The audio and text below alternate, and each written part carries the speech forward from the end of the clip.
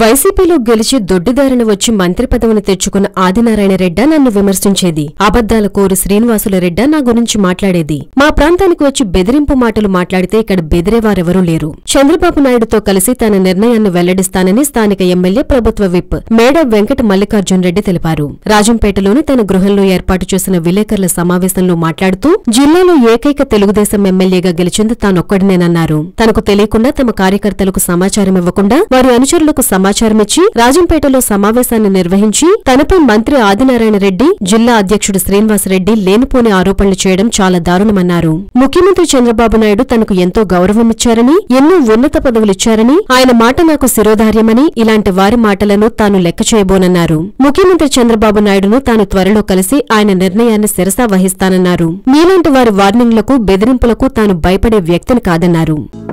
Hello, మిమ్మల్నే yo-yo TV app download చేసుకున్నారా? ఇంకా లేదా?